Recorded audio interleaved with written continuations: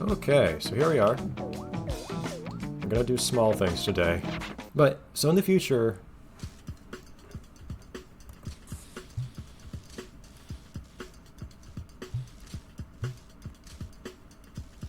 I feel like I should look at all those on the earlier stages already done.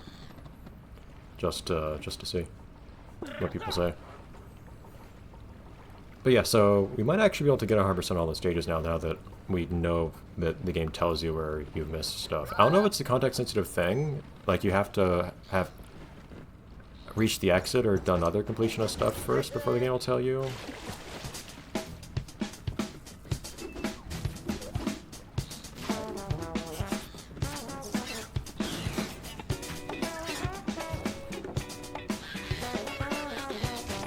May want to just not worry too much about these guys.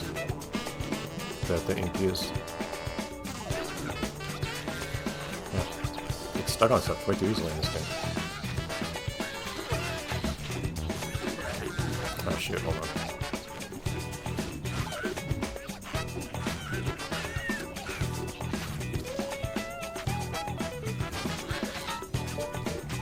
So I prefer not to spend paint on those guys.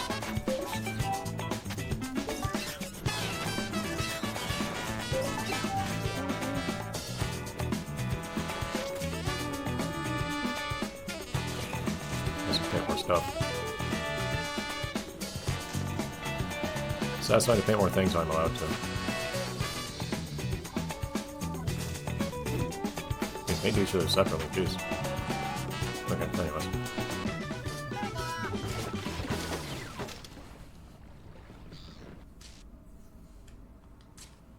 Yeah, I could go for a better best time, but to what end, who knows.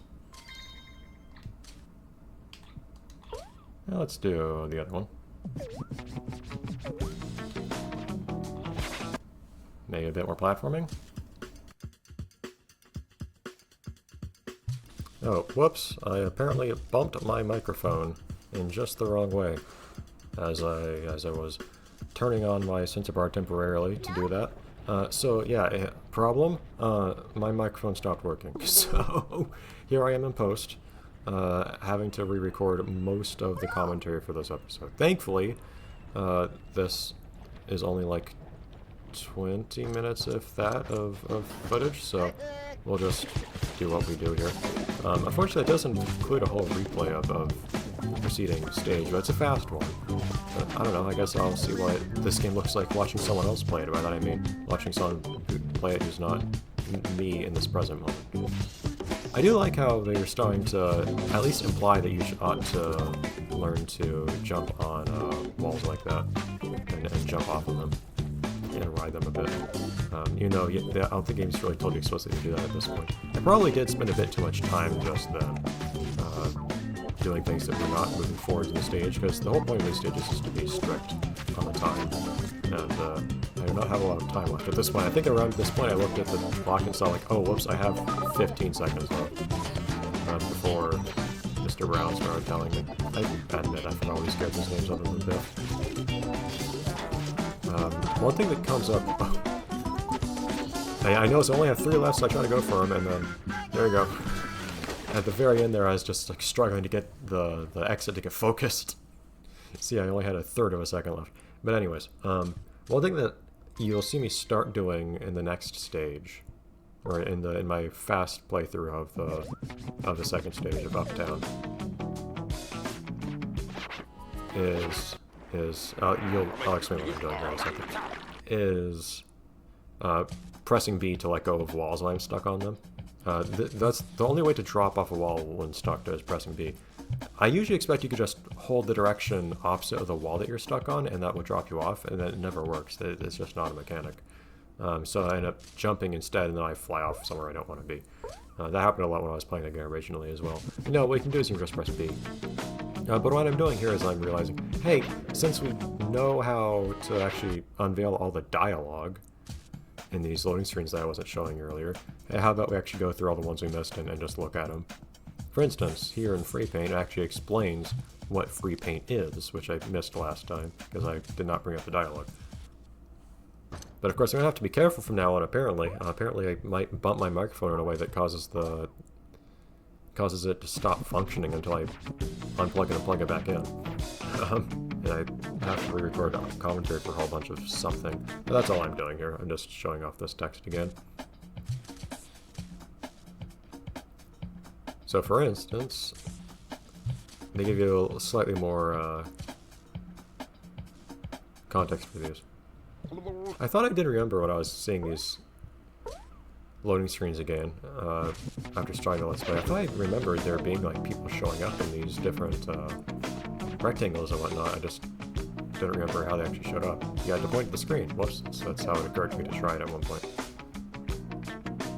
But yeah, so what am I doing now? I think here I'm pondering. This is only like 20 minutes ago that I did this just now. I'm recording this post-commentary immediately after having done the stuff. But I think to myself, well, we definitely don't have time to start a new stage here, so what do we even do?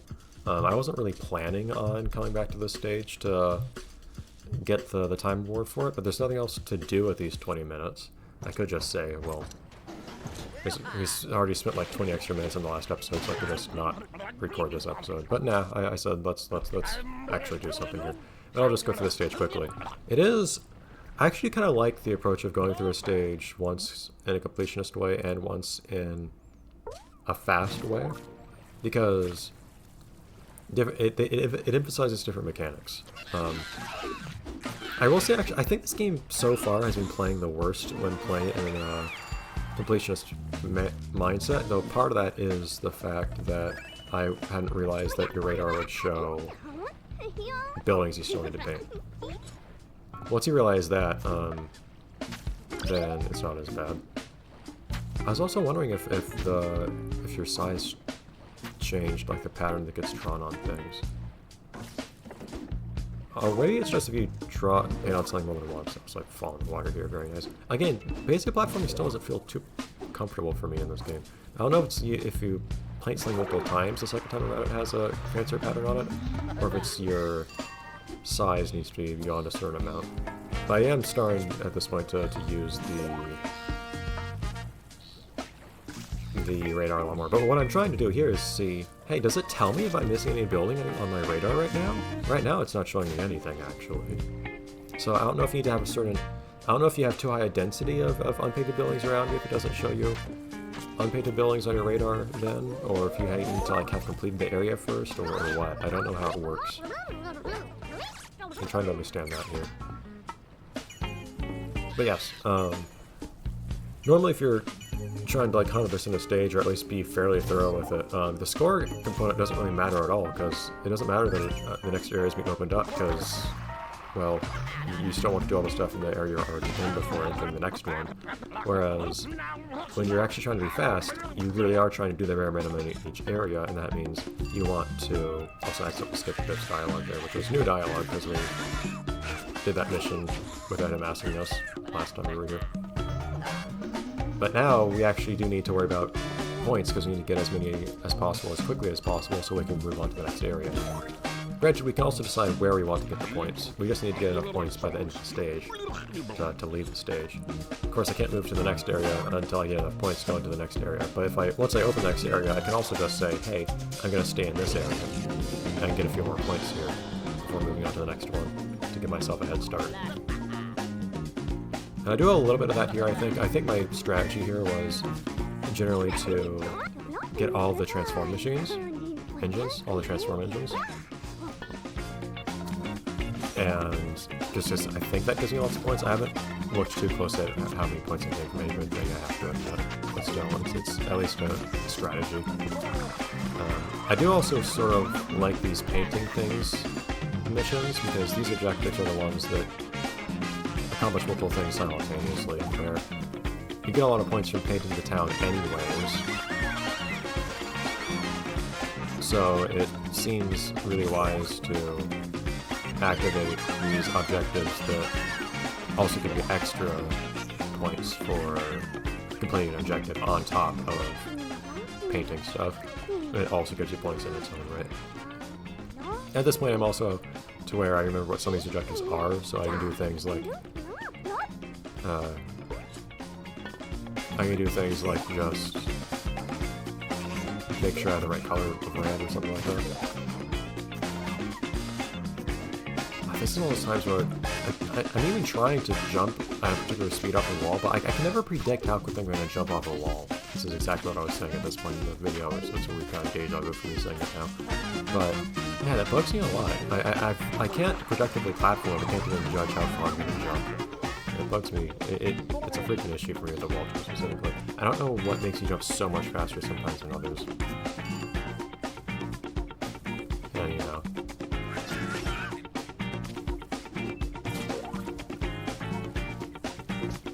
I don't remember what I was saying at this point. I have to. It does seem like you can find a lot of points from the gradients, especially if you can combo them all quickly together, because each successive one increases a multiplier. Also, besides my side to get that from random time. But yeah, my idea was mostly just to focus on what seemed like the high-scoring things. Do missions the whole time. Do missions, or remember what the missions were so I could do what I needed, so I could prepare for them, instead of having to go out and find like the right color for a landmark mission, for instance. I don't know if the God in 1 bonus applies or not. I don't know if the God in 1 bonus is exactly. I think it's extra points, but I don't know how much it is. I don't know if you get that bonus if you complete a mission before talking to someone. Or not.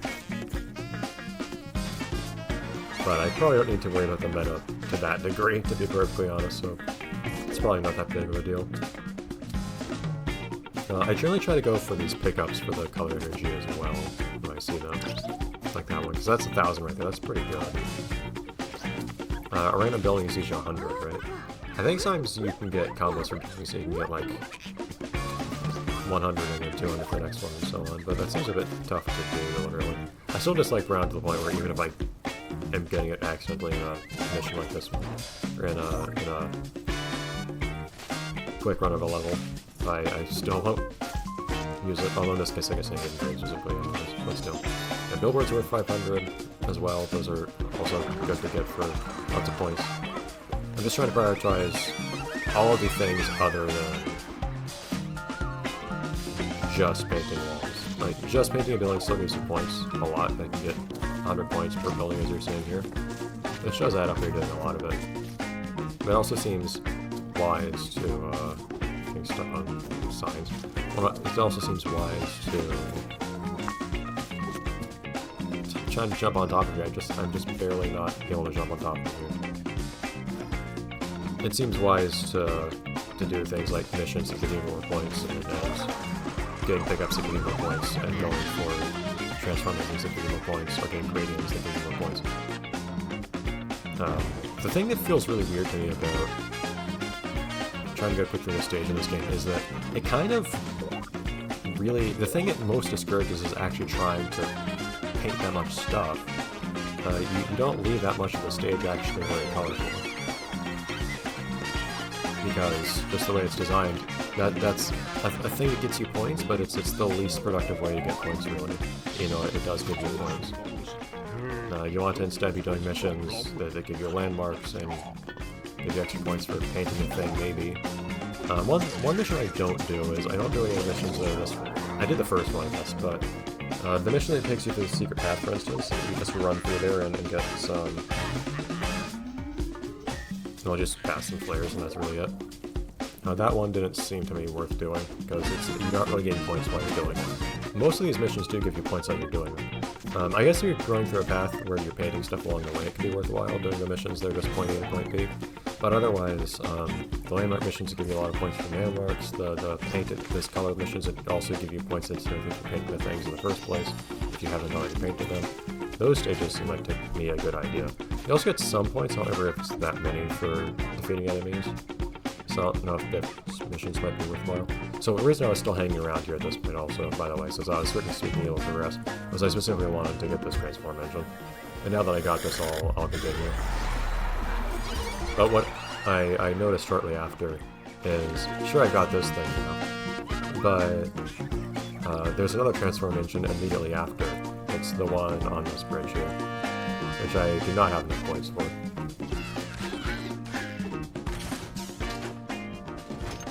So that one I'll have to come back for. So now when I see 120,000 as a goal, I realize, oh, yeah, I am only 2/3 of the way there, aren't I?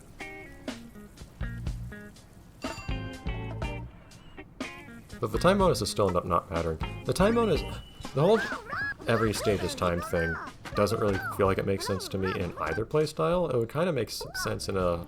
Well, I wonder how many people ever actually run into that time limit, unless they're just spending forever trying to find a given thing that doesn't show up in the radar or something. Oh, this was weird. I somehow accidentally unhighlighted the OK button here, so I couldn't re-highlight it using the stick or anything, and pressing A wouldn't do anything, so I had to reactivate my sensor bar and brush the cursor against the button to reactivate it so I could actually progress. That was very strange. Yeah, I jump up here, not remembering if it gives me anything useful. It does at least have that one color energy pickup. But here, for instance, you'll see I head up here, and this will unlock a... What was the guy's name? Zipper or whatever? I don't remember. I'd like to refer to characters by name if I remember what their names were. Yes, so this will unlock the go through the secret passage objective, which I just say no, I'm not going to do. Because it doesn't sound like it's taking any points in the meantime. Maybe you get some points by going past the flares, I'm not sure. Instead I decide, let's just go do anything else. Let's do this landmark, for instance. Okay, I need yellow. Well, I see a yellow in the background, and I'm already orange, so let's just do that. And actually, it's on the way to the landmark. It bugs me that the point at which you get given this landmark mission is actually closer to a different landmark than this one than it is to this one. Threw me off the first time, as you saw. Anyhow. Oh hey, now we can do that transform engine all the way back there. So I decided, okay, let's head back up there. I'll never grab that. I think first I also say, hey, let's paint lots of these buildings under the underpass yellow, since I know we're going to get asked to do that in one of the missions. So I get all the obvious ones down here, aside from the pickup. And then I head back up.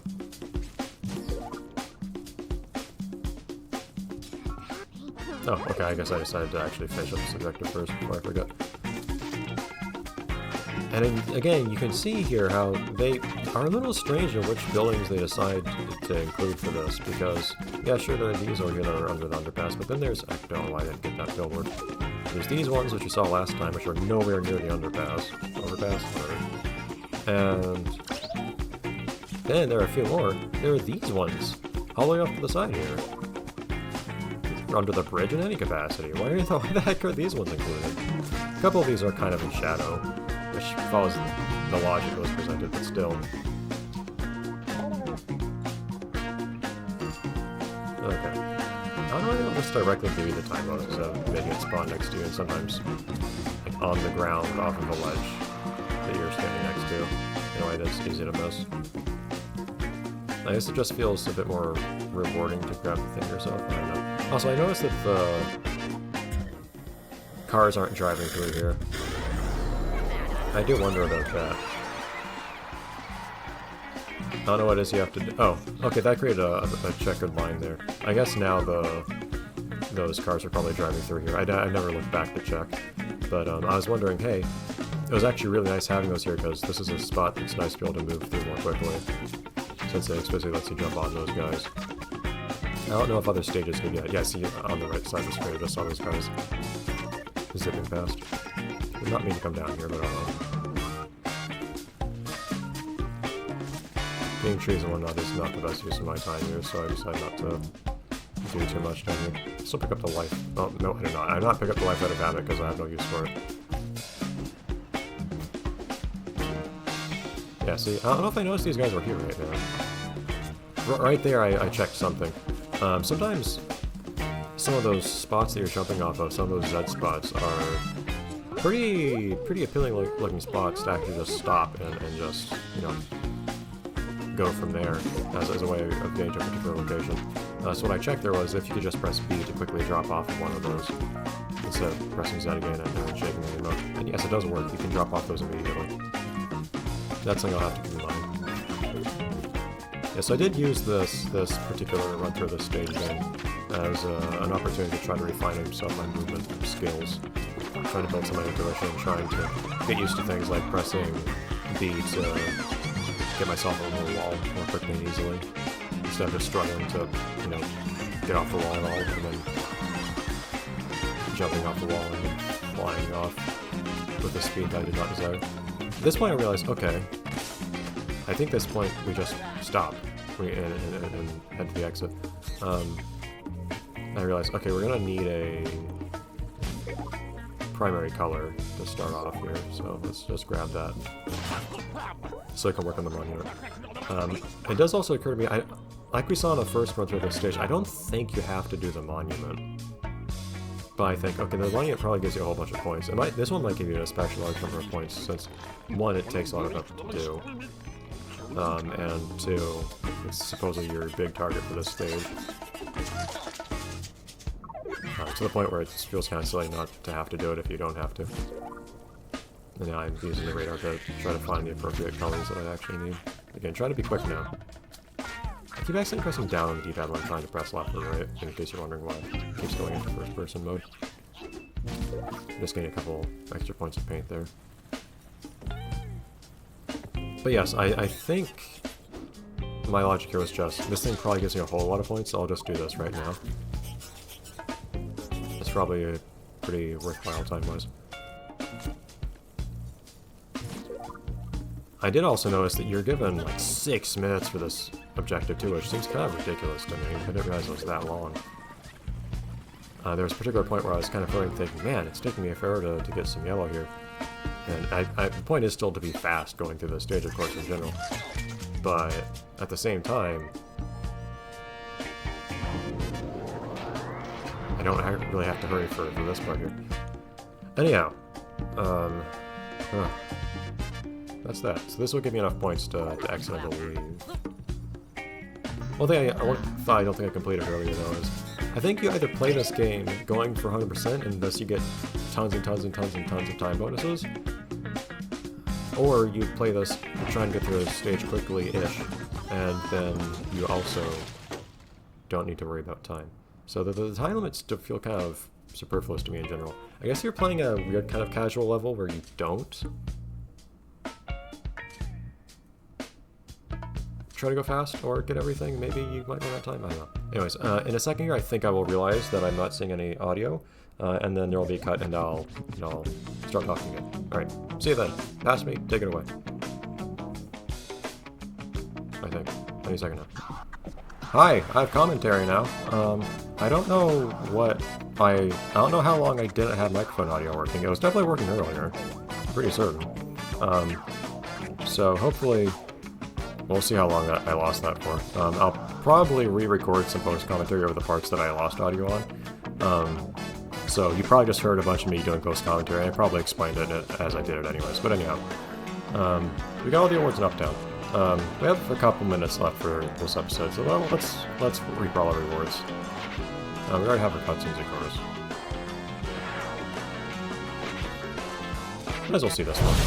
Well, I'm worried about including this one, sorry, just because that one's a trailer, so it could, strictly speaking, be... It might be, I don't want to get content ID or anything. The rest I can probably show. Sorry for the volume here.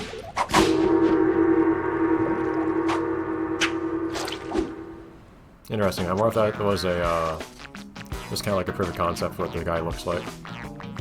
Show like the publisher or something, hey, here's our mascot guy. Look at that. We have a whole 5th of the awards. 10 stages, it's gonna take us a while to get through this.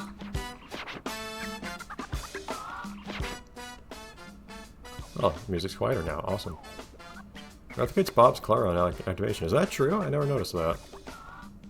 Do all those buttons exist, or are those just concepts they never used in the game? These are transform engines, okay. Guess that's Biff. Didn't have the star in practice.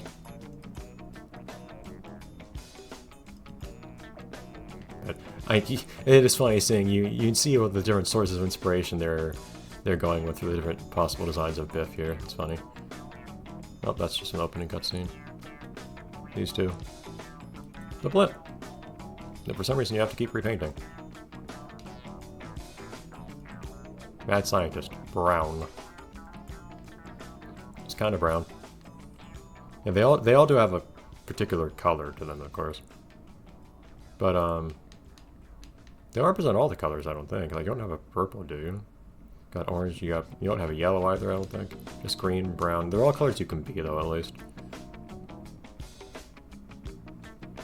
Interesting. They definitely made him a lot more energized when you do see him than this concept would suggest. Oh, green doesn't even exist. At least. And she looks very different. But yeah, I guess they would stand around, and then you could find them instead of having little markers they'd pop out of the ground. Interesting. There's Biff. We're just orange. Oh, I guess this is the guy who got turned... I guess this guy came blue. I recognize that. This, of course, is those little Z jump things. Okay. It's not just the revolutionaries in reality. Okay. Well, that's all stuff to see for now. Okay, but yeah, we'll keep on going next time. And hopefully not get stuck as much, because apparently the game's radar can tell you where buildings you're missing are. I just don't know under what context it does that. But it seems to be context sensitive. Oh, anyways. See you then. Good hope for actually like 100%ing the game now, which would be kind of cool. I never saw all the different extras in the game.